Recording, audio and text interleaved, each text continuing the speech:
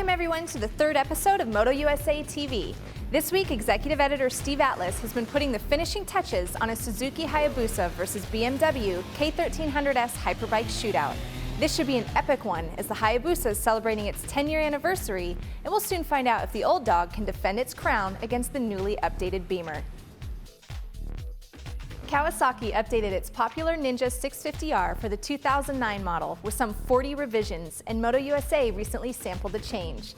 Kawi tuned the engine for more torque on the bottom end, making the parallel twin playful for beginners and sporty enough to keep experienced riders entertained. Tweaks to the frame and the swing arm rigidity headline the chassis updates. The Ninja's nimble in the turns, and the new suspension settings make it very easy to ride. Rider comfort is improved thanks to a wider windscreen and rubber mounts for the handlebar and engine. It also looks better thanks to a new profile, courtesy of sharper bodywork and a taller fuel tank with the 650R, ringing in for $7,100. For the full review, including weight and dyno numbers, check out motorcycleusa.com, keyword Ninja 650R. Last weekend, Motorcycle USA headed to Sacramento, California for the annual Easyriders bike show. Almost 200 custom motorcycles competed for prizes awarded in both the spectator and judge classes. During the show, we caught up with the owner and talent from the world's largest biker bar, Michael Ballard's Full Throttle Saloon.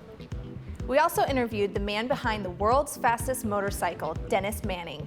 The man is a legend on the Salt Flats. Having won and lost the two-wheeled land speed record multiple times in the past 30 years, Manning was on hand with the current 367 mile-per-hour record holder, the Bub 7 Streamliner.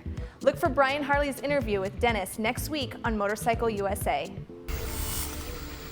We're not finished road tripping, and this week, Motorcycle USA is headed to the Big Apple for the New York IMS show. Come meet our lovely spokesmodel Megan, winner of the two-wheel tuner modeling contest at the Seattle IMS show.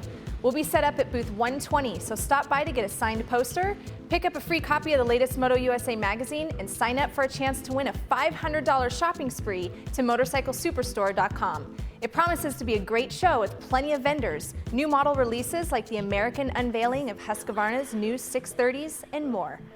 Our SoCal correspondent Justin Dawes came away impressed with the new direction Honda's going with its Shadow Phantom. Bobbed, lowered, and blacked out, the newest Shadow definitely sports an edgier look. It also benefits from a silky smooth fuel injection system, a spirited 745cc engine, and light handling. Definitely a fun ride, but softly sprung suspension prevented it from receiving high marks across the board. Be sure to read Justin's full review, available now on Motorcycle USA. Husqvarna has a whole new line of 254 strokes, and we finally got our hands on them. The TXC 250 is the Enduro race model, and it has a major list of upgrades, like Husky's all-new fuel-injected engine. The new design is so compact, it's unlike anything else on the market. Also, a 48mm Kayaba fork replaces the previous Marzocchi units, plus the chassis is totally redesigned. We enlisted top extreme enduro rider Kyle Redmond to help shake down the refreshing new Husky. Watch for our video and first ride review to post midweek. Just when it looks like Supercross can't get any better, the 450 class comes through with action like we saw at Phoenix last weekend. James Stewart had two big crashes, one of which involved Chad Reed in the main event and left the Kawasaki rider with a broken hand. Ryan Dungey proved he's for real by pulling a wire-to-wire victory. This weekend, the series heads back to Angel Stadium for Anaheim 2. Dungey narrowly missed the win at Anaheim 1, and the Rockstar Makita Suzuki rider is looking to extend his 9-point lead over Ryan Villopoto.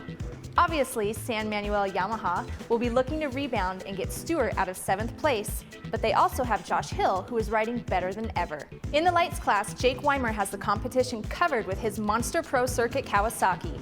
The Idaho native has won both rounds so far, and nobody looks ready to stop him. Last year, Weimer finished behind Ryan Morris at the second Anaheim, but so far this season, the tables have been turned on the Rockstar Canada Suzuki rider. It took over 2 weeks, but the 2010 Dakar Rally Raid is finally over. Frenchman Cyril Dupre was cool and collected from start to finish. He took the overall lead on the third day and never looked back, with victories in stage 3, 7, and 9. Mark Coma was his main competition, and the two have traded Dakar championships over the past 6 years.